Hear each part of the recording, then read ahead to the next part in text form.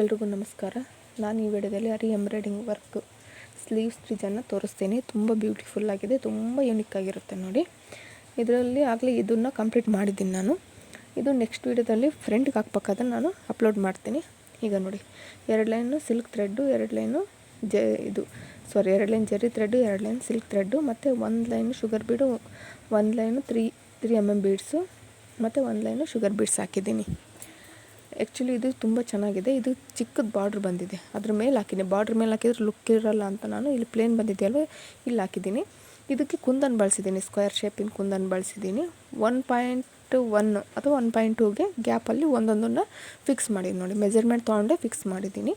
ಈಗ ಇದ್ರ ಮಧ್ಯೆ ನಾನು ಲವಂಗ ಸ್ಟಿಚ್ ಹಾಕ್ತಾಯಿದ್ದೀನಿ. ಈ ಕಡೆಯಿಂದ 3, ಆ ಕಡೆಯಿಂದ 3, ಈ ಥರ ಲವಂಗ ಸ್ಟಿಚ್ ಹಾಕ್ತಾಯಿದ್ದೀನಿ ನೋಡಿರಿ. ತುಂಬ ಚೆನ್ನಾಗಿ ಕಾಣಿಸುತ್ತೆ.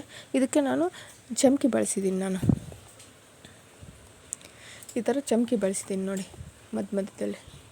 ತುಂಬ ಅಂದರೆ ತುಂಬ ಚೆನ್ನಾಗಿ ಕಾಣಿಸುತ್ತೆ.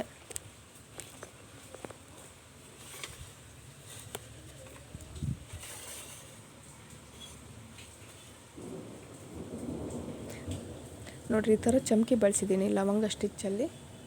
ತುಂಬ ಚೆನ್ನಾಗಿ ಕಾಣಿಸುತ್ತೆ. ಮತ್ತು ಇಲ್ಲಿ ಈ ಕಡೆ 3, ಈ ಕಡೆ 3 ಹಾಕ್ತಿದ್ದೀನಿ. ಇಲ್ಲಿ ನೋಡಿ, ಇಲ್ಲಿ ಹಾಕಿದ್ದೀನಲ್ವ, ಈ ಕಡೆಯಿಂದ 3 ಮತ್ತು ಆ ಕಡೆಯಿಂದ 3 ಹಾಕಿದ್ದೀನಿ. ಇದು ಯಾವ ಥರ ಹಾಕೋದಂತ ನಾನು ನಿಮಗೆ ಈ ವಿಡಿಯೋದಲ್ಲಿ ತೋರಿಸ್ತೀನಿ ನೋಡಿ. ತುಂಬ ಈಸಿಯಾಗಿ ಹಾಕ್ಬೋದು. ಬೇಸಿಕ್ ಕಲಿಯೋರು ಈಸಿ ಯಾವುದಾದ್ರು ಸಿಂಪಲ್ ಬ್ಲೌಸಿಗೆ ವರ್ಕ್ ಮಾಡ್ಕೋಬೋದು ಅಂದರೆ ಈ ಥರ ಮಾಡ್ಬೋದು ನೋಡಿ. ತುಂಬ ಚೆನ್ನಾಗಿರುತ್ತೆ. ಎಷ್ಟು ಅಂದರೆ ಜಾಸ್ತಿ ತೋರಿಸಲ್ಲ, ಸಿಂಪಲ್ಲಾಗಿ ನಿಮಗೆ ಅರ್ಥ ಆಗಲಿ ಅಂತ ನೋಡಿ. ಈ ಥರ ನಾವು ನಾಟ್ ಮಾಡ್ಕೊಂಡು ಇದು ಎಲ್ಲಿಗೆ ಸೆಂಟ್ರ್ ಫಸ್ಟ್ ಹಾಕ್ತಿದ್ದೀನಿ. ಸೆಂಟ್ರ್ ಹಾಕಿದರೆ ಆ ಕಡೆ ಈ ಕಡೆ ಸೈಡು ಈಕ್ವಲಾಗಿ ಹಾಕೋಕ್ಕೆ ಈಸಿ ಆಗುತ್ತೆ. ಈ ಥರ ಟೈಟಾಗಿ ಇಟ್ಕೊಂಡು ಬಿಡಬೇಕಾಗುತ್ತೆ ನೋಡಿ.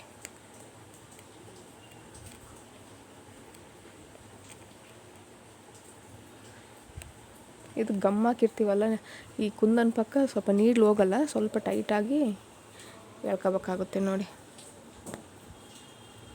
ನೋಡಿರಿ, ಈ ಥರ ನಾಟ್ ಹಾಕೋಬೇಕು. ಈ ಥರ ನೋಡಿರಿ, ಈ ಥರ ಕರೆಕ್ಟಾಗಿ ಇದಕ್ಕಿಂತ ಒಂಚೂರು ಕೆಳಗಡೆ ವಿ ಶೇಪ್ ಬರುತ್ತಲ್ವ, ಆ ಥರ.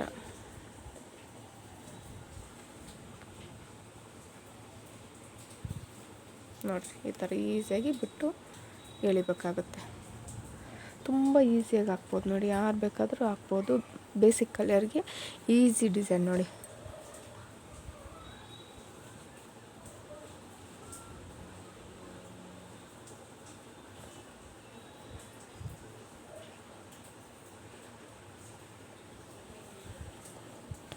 ಈ ಥರ ನೀಟಾಗಿ ಎಳ್ಕೊಂಬಿಡಿ.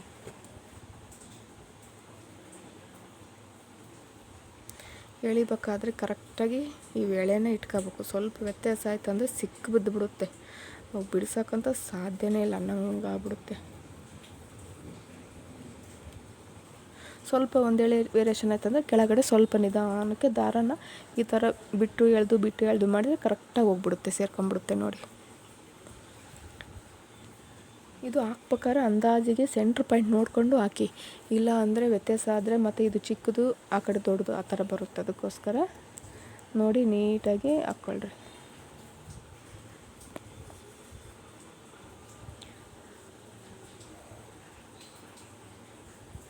ಫಸ್ಟು ಸೆಂಟ್ರಿಗೆ ಈ ಥರ ಬರುತ್ತಾ ಅಂದಾಜು ಗೊತ್ತಿರುತ್ತೆ ಆಲ್ಮೋಸ್ಟ್ ಹಾಕರಿಗೆ.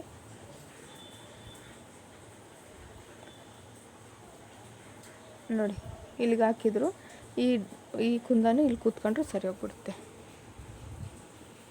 ಇಲ್ಲ ನಿಮಗೆ ಗೊತ್ತಾಗಲ್ಲ ಅಂದರೆ ಸೆಂಟ್ರಿಗೆ ಒಂದು ಮಾರ್ಕ್ ಮಾಡ್ಕೊಂಬಿಡ್ರಿ. ನೋಡಿರಿ, ಇಲ್ಲಿ ಒಂದು ಲೈನ್ ಎಕ್ಸ್ಟ್ರಾ ಬಂತಲ್ವ, ಸ್ವಲ್ಪ ಕೆಳಗಡೆಯಿಂದ ಎಳ್ಕೊಂಡಾಗ ಅದು ಕೆಳಗಡೆ ಮ್ಯಾಚ್ ಆಗಿಬಿಡುತ್ತೆ.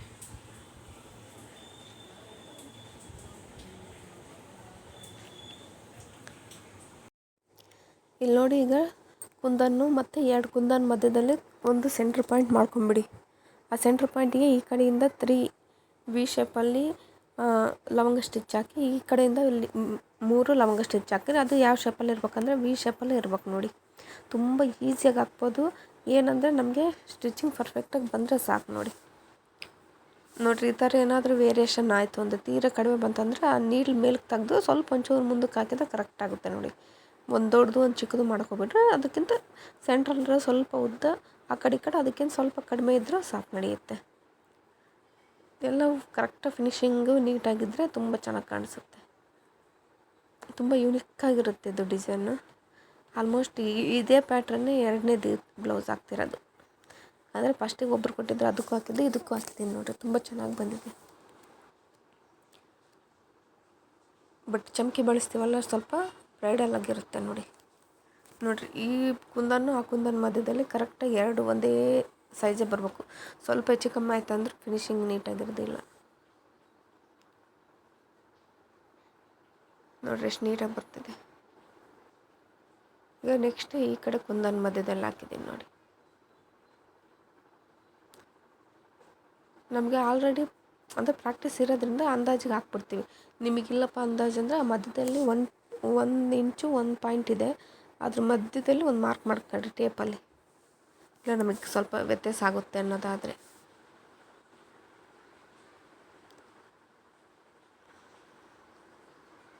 ಬಟ್ ಇದು ದಾರ ಲವಂಗ ಸ್ಟಿಚ್ ಆಗಿರೋದು, ಫ್ರೆಂಚ್ ನಾಟ್ ಆಗಿರ್ಬೋದು, 6 + 6 12 ಎಳೆ ತೊಗೋಬೇಕು ನೋಡಿರಿ. ಅವಾಗ ಮಾತ್ರ ಫಿನಿಶಿಂಗ್ ನೀಟಾಗಿರುತ್ತೆ, ನೋಡೋಕೆ ಅಷ್ಟೇ ಚೆನ್ನಾಗಿರುತ್ತೆ. ತೀರಾ ಇದಕ್ಕಿಂತ ಕಡಿಮೆ ತಗೊಳಕ್ಕೆ ಹೋಗ್ಬೇಡ್ರಿ.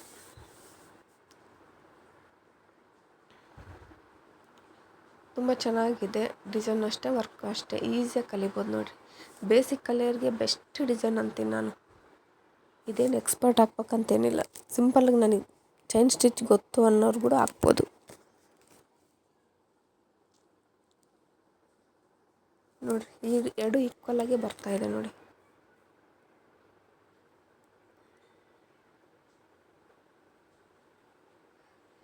ಹಾಕ್ಬೇಕಾದ್ರೆ ನೋಡಿ ನೀಟಾಗಿ ಹಾಕಿ. ಅಗಲೆಲ್ಲ ಬಿಚ್ಚಿ ಹಾಕೋದಾದರೆ ವರ್ಕು ಫಾಸ್ಟ್ ಆಗೋದಿಲ್ಲ, ಸ್ಲೋ ಆಗಿಬಿಡುತ್ತೆ. ಮತ್ತು ನಮಗೂ ಹಾಕ್ಬೇಕನ್ನೋ ಇಂಟ್ರೆಸ್ಟೇ ಹೋಗ್ಬಿಡುತ್ತೆ. ಅದಕ್ಕೋಸ್ಕರ ಕೆಲಸ ಮಾಡ್ಬೇಕಾದ್ರೆ 1-2 ಸಲ ಯೋಚನೆ ಮಾಡಿ ಹಾಕಿ. ಯಾವುದೇ ಒಂದು ಮೆಜರ್ಮೆಂಟ್ ಇಲ್ದಂಗೆ ಹಾಕಕ್ಕೆ ಹೋಗಬೇಡಿ. ಹಾಕಿದ್ಮೇಲೆ ಮೆಜರ್ಮೆಂಟು ಸರಿ ಇಲ್ಲ ಅಂದರೆ ಮತ್ತೆಲ್ಲ ಬಿಚ್ಚಬೇಕಾಗುತ್ತೆ. ಅದಕ್ಕೋಸ್ಕರ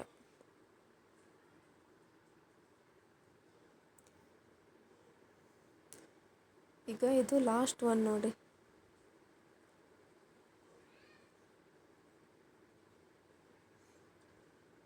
ಸ್ವಲ್ಪ ದಾರ ಇದ್ದರೆ ಹಾಕೋದು ತುಂಬ ಕಷ್ಟ ಆಗುತ್ತೆ. ಹಂಗೆ ಅಡ್ಜಸ್ಟ್ ಮಾಡಿ ಹಾಕ್ಬಿಡ್ತೀನಿ ಒಂದೊಂದು ಸಲ ಎಡವಟ್ಟು ಆಗಿಬಿಡುತ್ತೆ. ಈಗ ಈ ದಾರ ಇಲ್ಲಿಗೆ ಎಂಡ್ ಆಗುತ್ತೆ. ಇದು ಕೆಳಗಡೆ ಪಾರ್ಟು ಇನ್ನೊಂದು ಲವಂಗ ಸ್ಟಿಚ್ ಹಾಕಿದರೆ ಮುಗಿಯುತ್ತೆ. ಬಟ್ ಅದಕ್ಕೂ ಮುಂಚೆ ನಾನು ಇವಾಗ ನೆಕ್ಸ್ಟ್ ಬುಟ್ಟಾಸ್ ಹಾಕ್ಬೇಕಲ್ಲ, ಅದಕ್ಕೂ ಇದೇ ಡಿಸೈನ್ ಆಗಿರೋದ್ರಿಂದ ನಾನು ಇದನ್ನು ಇಲ್ಲಿಗೆ ಸ್ಟಾಪ್ ಮಾಡಿ ಇದು ಮೆಜರ್ಮೆಂಟ್ ಯಾವ ಥರ ತಗೊಳ್ಳೋದಂತ ತೋರಿಸ್ತೀನಿ ನೋಡಿ. ಈಗ ಆ ಕಡೆ ಒಂದು ಲವಂಗ ಸ್ಟಿಚ್ ಹಾಕ್ಬೇಕು, ಅದಕ್ಕೂ ಮುಂಚೆ ಬುಟ್ಟಾಸ್ಗೆ ಏನೇನು ಮೆಜರ್ಮೆಂಟ್ ತಗೋಬೇಕಂತ ತೋರಿಸ್ತೀನಿ ನೋಡಿ. ಆ್ಯಕ್ಚುಲಿ ಅದಕ್ಕೆ ಟೇಪ್ ಬಳಸ್ತಾ ಇದ್ದೀನಿ, ಬಟ್ ನಿಮಗೆ ತೋರಿಸೋದಕ್ಕೋಸ್ಕರ ಬಳಸ್ತಾ ಇದ್ದೀನಿ ನೋಡಿ.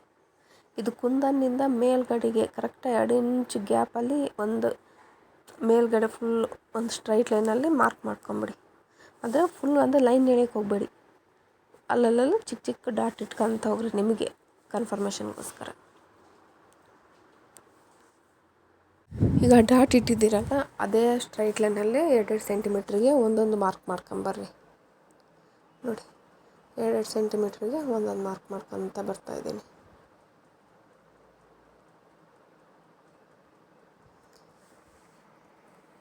ಈಗ ಆ ಪಾಯಿಂಟಿಂದ ಮೇಲ್ಗಡೆಗೆ 2 ಸೆಂಟಿಮೀಟ್ರಲ್ಲಿ ತೊಗೋಬೇಕು. ಈಗ ಆ 2 ಮಧ್ಯದಲ್ಲಿ ಅಲ್ಲಿಂದ 2 ಸೆಂಟಿಮೀಟ್ರಿಗೆ ಒಂದು ಮಾರ್ಕ್ ಮಾಡ್ಕೊಂಡು ಅಲ್ಲಿಂದ ಸ್ಟ್ರೈಟ್ ಲೈನಾಗಿ. ಈಗ ಈ ಜರಿ ಇದೆಯಲ್ವ ಬಾರ್ಡ್ರು, ಆ ಬಾರ್ಡ್ರಿಂದ ಎಷ್ಟು ಗ್ಯಾಪ್ ಇಲ್ಲಿ ಇದೆಯೋ ಅಲ್ಲಿ ಅಂದಾಜಿನ ಮೇಲೆ ಹಾಕ್ತಿದ್ದೀನಿ ನೋಡಿ. ಒಂದು ಚೂರು ವ್ಯತ್ಯಾಸ ಆಯಿತು ಅಂದರೆ ಹೆಚ್ಚು ಕಮ್ಮಿ ಆಗುತ್ತೆ, ಅದಕ್ಕೆ ನೋಡಿ ನೀಟಾಗಿ ಹಾಕ್ಕೊಂಬಿಡ್ಬೇಕು. ಈಗ ಮತ್ತೆ ಆ ಮಿಡ್ಲಿಂದ ನೋಡಿ ಕರೆಕ್ಟಾಗಿ ಅಂದಾಜಿಗೆ. ಇದು ಆ್ಯಕ್ಚುಲಿ ಬ್ಲೌಸದು ಔಟ್ಲೈನ್. ಇದು ನಾನು ಹಾಕಿದ್ದೆ ಎಲ್ಲ ಅಂದರೆ ಹೋಗ್ಬಿಟ್ಟಿದೆ, ಲೈಟಾಗಿತ್ತಂತ ನಾನು ಮತ್ತೆ ಹಾಕ್ತಾಯಿದ್ದೀನಿ ಅಷ್ಟೇ ನೋಡಿರಿ. ಅವೆರಡರ ಮಧ್ಯೆಯಿಂದ 2 ಸೆಂಟಿಮೀಟ್ರಿಗೆ ಮಾರ್ಕ್ ಮಾಡಿ ಮತ್ತೆ ಅಲ್ಲಿಂದ 2 ಸೆಂಟಿಮೀಟ್ರಿಗೆ ಮಾರ್ಕ್ ಮಾಡ್ತಾಯಿದ್ದೀನಿ. ತೀರಾ ಎಡ್ಜಲ್ಲಿ ಹಾಕಕ್ಕೆ ಹೋಗ್ಬೇಡ್ರಿ, ಹೊಲಿಗೆಯಲ್ಲಿ ಪ್ರಾಬ್ಲಮ್ ಆಗಿಬಿಡುತ್ತೆ. ಅದಕ್ಕೋಸ್ಕರ ಅದು ಹೊಲಿಗೆಯಿಂದ ಒಳಗಡೆನೇ ಇರಲಿ. ಈಗ ಮೇಲಕ್ಕೆ ಆಗೋದಿಲ್ಲ, ಮತ್ತೆ ಹಾಕಿದರೆ ಮತ್ತೆ ಹೊಲಿಗೆಯಲ್ಲೂ ಚಮಕಿ ಅಲ್ವಾ ಇದಾಗ್ಬಿಡುತ್ತೆ. ಅದಕ್ಕೋಸ್ಕರ ಇಷ್ಟೇ ಹಾಕೋದು. ಈಗ ಇಲ್ಲಿ ಕೆಳಗಡೆ ಹಾಕಿ ತೋರಿಸ್ತಾ ಇದ್ದೀನಿ ನೋಡಿರಿ. ಇದು ಎಲ್ಲನೂ ತೋರ್ಸೋಕ್ಕಾಗೋದಿಲ್ಲ, ಬುಟ್ಟಸ್ ಅಷ್ಟೇ ತೋರಿಸ್ತೀನಿ. ಒಂದು ಬುಟ್ಟ ತೋರಿಸ್ತೀನಿ. ಕೆಳಗೆ ತೋರಿಸಿದ್ನಲ್ಲ ಬಾರ್ಡ್ರ್ ಮೇಲೆ ಸೇಮ್ ಅದೇ ಪ್ಯಾಟ್ರನಲ್ಲೇ ಮೇಲೆ ಹಾಕ್ತಿದ್ದೀನಿ ಅಷ್ಟೆ.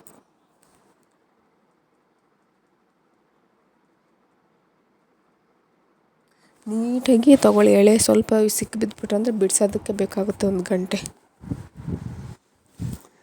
ಈಗ ನೋಡಿರಿ ಒಂದು ಬುಟ್ಟ ತೋರಿಸ್ತಾ ಇದ್ದೀನಿ. ಕರೆಕ್ಟ್ ಬಾರ್ಡ್ರ್ ಕೆಳಗಡೆನೇ ಬಂದಿದೆ. ಅದೇ ಅಂದಾಜಿನ ಮೇಲೆ ಹಾಕ್ಕೋಬೇಕಾಗುತ್ತೆ ನೋಡಿ. ಮೇಲ್ಗಡೆಗೆ 3.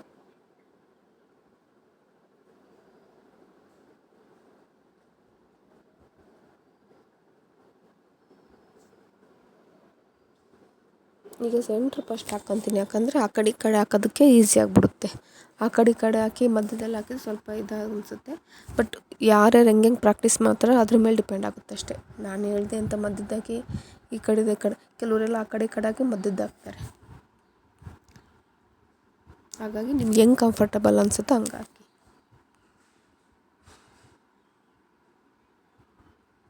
ಕರೆಕ್ಟ್ 3 ಒಂದೇ ಹತ್ರದಿಂದ ಹೋಗಿದೆ ಅನ್ನೋ ಥರನೇ ಹಾಕ್ಬೇಕಾಗುತ್ತೆ ನೋಡಿ. ಇದು ಆ್ಯಕ್ಚುಲಿ ಒಂದೇ ಬುಟ್ಟಾಸೆ ತೋರಿಸ್ತೀನಿ, ಯಾಕಂದರೆ ಕೆಳಗಡೆ ಹಾಕಿದ್ದೀನಿ. ಅದನ್ನೇ ರಿಪೀಟ್ ಮಾಡೋದ್ರಿಂದ ವೀಡಿಯೋ ಲೆಂತ್ ಆಗುತ್ತೆ ಅಂತ ಇಷ್ಟೇ ಒಂದು ಬುಟ್ಟಾಸ್ ಅಷ್ಟೇ ತೋರಿಸ್ತೀನಿ. ಈಗ ನೆಕ್ಸ್ಟು ಬುಟ್ಟಾಸ್ ಎಲ್ಲ ಹಾಕಿದ್ಮೇಲೆ ಕಂಪ್ಲೀಟ್ ಆದಮೇಲೆ ನಾನು ವೀಡಿಯೋ ಮಾಡಿ ಹಾಕ್ತೀನಿ. ಇದನ್ನು ಅಂದರೆ ಕಂಪ್ಲೀಟ್ ಮಾಡಿ ಅದನ್ನು ತೋರಿಸ್ತೀನಿ ನೋಡಿ. ಇಲ್ಲಿ ನೋಡಿರಿ, ಕಂಪ್ಲೀಟ್ ಆದಮೇಲೆ ಈ ಥರ ಬಂದಿದೆ ನೋಡಿರಿ. ಬುಟ್ಟಾಸು 2 ಸೆಂಟಿಮೀಟ್ರಿಗೆ ಒಂದೊಂದು ತೊಗೊಂಡಿದ್ದೀನಿ. ಇದು ಕೆಳಗಡೆದು. ಇದು ಬೀಡ್ಸು ನೆಕ್ಸ್ಟ್ ವೀಡಿಯೋದಲ್ಲಿ ಅಪ್ಲೋಡ್ ಮಾಡ್ತೀನಿ. ಇದ್ರ ಮಧ್ಯದಲ್ಲಿ ಹಾಕೋ ಬೀಡ್ಸನ್ನು ಅಪ್ಲೋಡ್ ಮಾಡ್ತೀನಿ. ಅದೇ ಇವು ಥ್ರೆಡ್ಡಲ್ಲಿ ಹಾಕೋದನ್ನ ಮಾತ್ರ ಈ ವಿಡಿಯೋದಲ್ಲಿ ಅಪ್ಲೋಡ್ ಮಾಡಿದ್ದೀನಿ. ತುಂಬ ನೀಟಾಗಿ ಬಂದಿದೆ ನೋಡಿ. ಅಂದರೆ ಡಿಸ್ಟೆನ್ಸ್ ಒಂದ್ರ ಮಧ್ಯೆ ಒಂದು ಗ್ಯಾಪ್ ಡಿಸ್ಟೆನ್ಸ್ ಸೇಮ್ ಬಂದಿದೆ. ಅದೇ ನೋಡ್ರಿ ಎಷ್ಟು ನೀಟಾಗಿ ಕಾಣಿಸುತ್ತೆ. ಸ್ವಲ್ಪ ವ್ಯತ್ಯಾಸ ಆಯ್ತು ಅಂದರೂ ಚೆನ್ನಾಗಿ ಕಾಣೋದಿಲ್ಲ. ಹಿಂಗೆ ನಾವು 2 ಸೆಂಟಿಮೀಟ್ರ್ ತೊಗೊಂಡಿದ್ದೀವಿ, ಹಿಂಗೂ ಅಷ್ಟೇ ತೊಗೊಂಡಿದ್ದೀವಿ ನೋಡಿರಿ 2 ಸೆಂಟಿಮೀಟ್ರ್. ಈ ವಿಡಿಯೋ ನಿಮಗೆ ಇಷ್ಟ ಆದರೆ ಲೈಕ್ ಮಾಡಿ, ಶೇರ್ ಮಾಡಿ, ಸಬ್ಸ್ಕ್ರೈಬ್ ಮಾಡಿ. ಧನ್ಯವಾದಗಳು.